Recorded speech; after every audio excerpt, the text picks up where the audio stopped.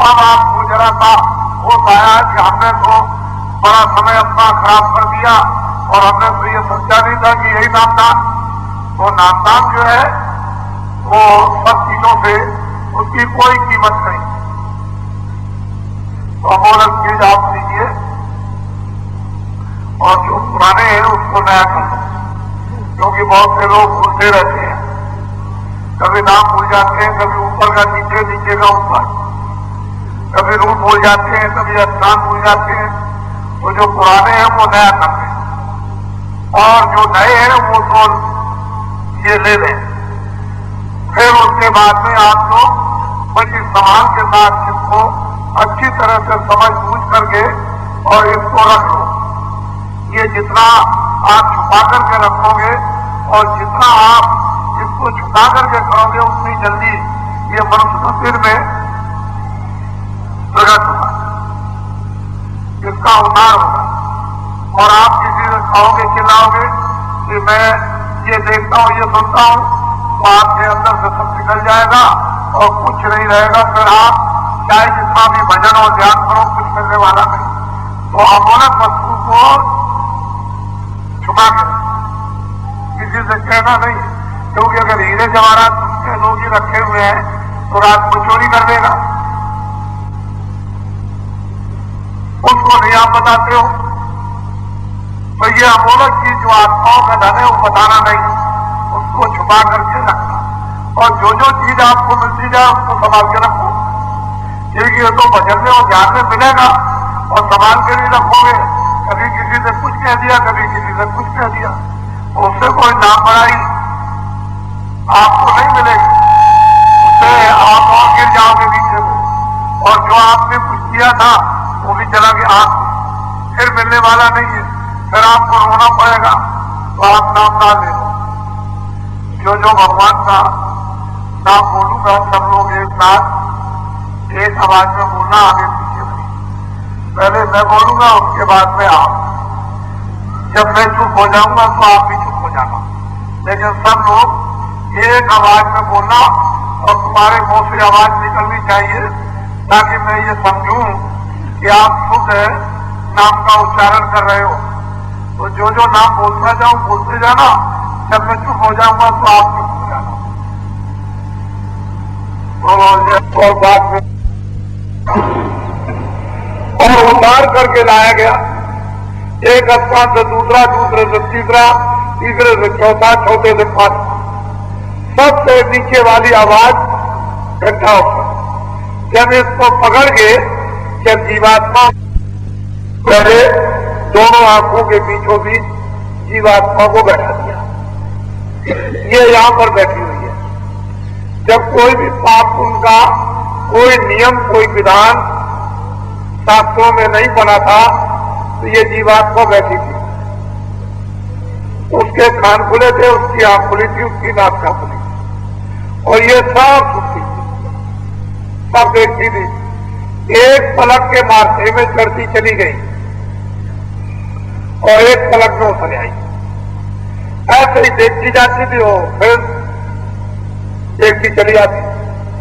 लेकिन पीछे से जब निरंजन भगवान ने अपनी शक्तियों को भेजा कि जाओ तपस्या करो ब्रह्मा महादेव, तो इन्होंने तब किया। जब इन्होंने समाधि लगाई तो इनको आकाशवाणी हुई कि हम जो जो कहें वो तुम लिख दो, पूरा विधान बना दो चारों वेदों में। तो ये पाप और पुण्य का पूरा पूरा विधान बना दिया गया। जब विधान बन गया तो उन्होंने आदेश दिया कि ये विधान पूरा सुना दो, कि सब मनुष्यों को अधिकार आजादी दी जाती कि कोई भी अच्छा बुरा, ये अच्छा ये बुरा, अच्छे बुरे कोई भी काम करेगा वो उसका भोगने वाला होगा। विधान बन गया, तिथि तारीख रख दी। जब न तारीख तिथि निकल गई तो कभी आपने अच्छा, कभी बुरा, कभी पाप, कभी पुण्य, जो आपने किया उसकी गंदगी जमा हुई, तो उसी से तो आपको फल मिल रहा, अधिकार आपको मिल गया। जब आपको अधिकार मिल गया पाप पुण्य का और आपने पाप और पुण्य किए, तो ये गंदगी सामने आंखों के सामने जमा होने लगी। एक बहुत बड़ा आकाश है, उसमें जमा हो गई पहाड़ों की तरह से, तो आंख भी बंद और कान भी बंद। तो सुनना भी बंद हो गया, देखना भी बंद। तो जीवात्मा फौरन एकदम अंधकार में गिर गई, क्योंकि आधार टूट गया। देखने का सुनने का एकदम से अंधेरे में गिरी और गिर करके बस हो गई। जैसे कोई जाला मारा हाथ के सामने आ जाए तो आदमी जो है कहता भाई क्या हो गया, एकाएक मतलब ये दिखाई अब नहीं देता। वह भाई एकाएक कर्मों का जाला और मारा जब आ गया जीवात्मा के ऊपर, तो जीवात्मा की आंख और जीवात्मा के कान बंद हो गए। अब देखना सुनना दोनों बंद।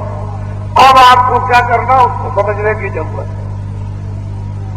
वही चीज समझना, जब आप दिन में सब काम कर लो, खेती, दुकान, दफ्तर के बच्चों की सेवा, और जब आप सोने के लिए जाओ तो आप 15 मिनट डॉक्टर के पास जाते हो कि आपका नाक खराब हो गए, ऐसी दया करके दवा दीजिए कि ठीक हो जाए। आपने अपनी जीवात्मा के लिए आंख और कान और नाक को ठीक कराने के लिए किसी डॉक्टर के पास गए, तो जीवात्मा के यानी आंख और नाक और कान के डॉक्टर तो महापुरुष, शरीर के डॉक्टर इधर, तो शरीर की दवा तो लेते रहे, लेकिन जीवात्मा की दवा आपने नहीं दी। अब आपको क्या करना है कि चारपाई में जाओ, सीधे लेट जाओ, सामने आपको आकाश दिखाई देगा, तो 5 मिनट और बढ़ा देना। पूंजी को आप ये 50 मिनट में 1 घंटे के अंदर कमाकर इसको जमा करो, जो समय पर आपके काम आए। यही जीवात्मा की रक्षा करेगी, हिफाजत करेगी, नरकों से बचाएगी, जन्म से बचाएगी और मरण से बचाएगी और नरकों से बचाएगी। यही दौलत आपको बचा लेगी। और जब पूंजी कमाकर नहीं रखोगे तो कौन काम आएगा? इनमें से कोई काम नहीं आता। न बच्चे आएंगे, न पति आएगा, न पत्नी आएगी, न कोई राजपाट आएगा, न कुछ हीरे जवाहरात, न खेती आएगी, न ये कोई काम, कुछ नहीं आपके आएगा। अकेले चलो, वो तो बियाबाद रास्ता है, बड़ा खतरनाक। तलवार की धार को कहने को बड़ी तेज होती है, उससे भी तेज धार पर जाना पड़ेगा। तो बताइए कैसे चल सकोगे उस पर? तो कुछ कमाई करके रख लो जो जीवात्मा की रक्षा हो जाए, और साथ साथ उसमें कुछ और भाग आपके लिए शामिल कर दिया जाए ब्याज का, उसके साथ ब्याज और मिल जाए, वो भाग उससे देंगे आपको। तो कुछ तुम्हारी कमाई, कुछ ब्याज, वो ले लेना, तो जल्दी से माल जमा हो जाएगा। हमेशा के लिए तुम सदैव के लिए सुखी हो जाओगे, छुटकारा पा जाओगे। और भजन ध्यान सुमरन नहीं करोगे तो जीवन आपका ऐसे ही जाए, ये काम कोई आने वाला नहीं। तुम अपने अपने गांव में, घरों में देखो, कोई काम किसी तरह चिल्लाता रहता। अरे जब जवान चिल्लाते हैं, जवान के काम कोई नहीं आता, पति पत्नी के काम, बच्चों माँ बाप के काम नहीं आते, और आपके काम कौन आ जाएगा? ये भजन ही आपका साथी बनेगा। इसमें कुछ कर लो और कुछ साथ ले लो, तो जल्दी काम आपका हो जाएगा।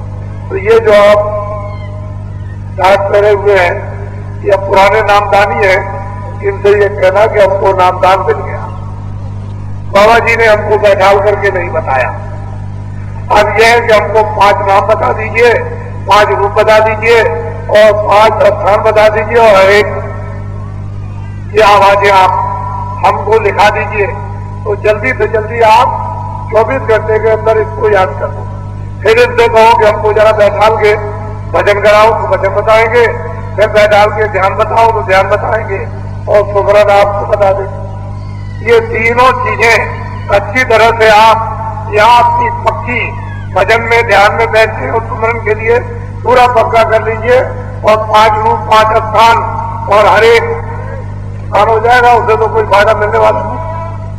तो ये गलती मत करना कभी भी, क्योंकि इसीलिए आपको समझाया जाता है कि आपने जो अभी तक गलती की आप मत करो, आप कुछ समझ जाओ, और जो चीज गोपनीय दी जाए उसको छुपाकर रख लो और उससे आप लाभ उठाओ।